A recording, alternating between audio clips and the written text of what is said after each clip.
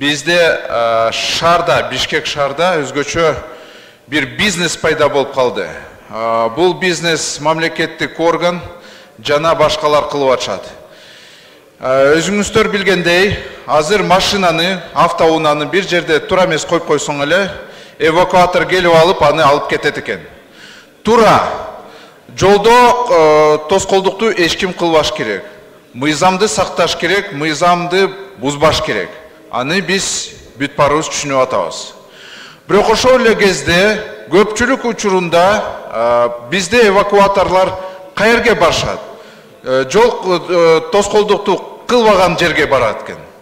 Анан 2 километр ошол машинаны алып алып, 2 километр айдап, аны штраф стоянкага коет экен. Суммасы 2 километр, 3 километр ошону машинаны түртүп 2000 сомду алат экен. 2000 сом. Жана тышкары штраф стоянканы төлөйсүн, штрафты төлөйсүн, алмели. Бирок менимче андай болуш керек. Эмнеге 2000 сом? Ким ушундай сумманы койду? Урматтуу Алмаз Ахунжанович, ушул боюнча антимонопольный орган өзү изилдөөнү кылыш керек. Ким аны бааны ушундай аныктады? Даже керек болсо, алар машинаны бузуп, тура эмес аны түртүп, бузуп атышат.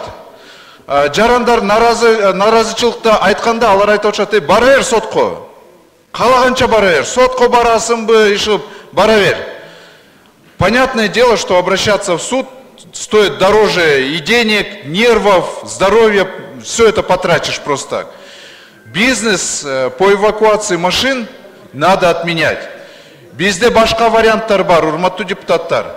Мисалы, тура эмес машинаны койсо, мейли ошол эле ГАИнин кызматкери келип, наклейканы чаттап койсун, мына сага штраф, QR-код менен, ошол жерде QR-код болсун, QR-код менен өтүп, ошол керек болсо 300 сом эмес, 600 сом төлөсүн. Давайте 2 эсе көтөрөлү. Многие граждане согласны платить штрафы, но если они будут очень простыми и упрощенными в оплате. Давайте мы предложим механизм, когда гаишник будет наклеивать наклейку, пусть даже 600 сом, наклеил, заплатил за неправильную парковку, и все, ты выполнил, уже исполнил закон. Но эвакуация, когда за 2000 сомов, для меня это лично непонятно. Это необоснованный бизнес на простых граждан, который нужно отменять. И еще они ломают машины других людей, при этом не хотят их восстанавливать. Уважаемые депутаты, вот на это нам надо обратить внимание. И если нужно, даже отменить во многих случаях эвакуацию машин, за исключением, когда проводятся большие мероприятия, когда может там президентский кортеж приезжать. Все, в остальных случаях надо эвакуацию машин отменять.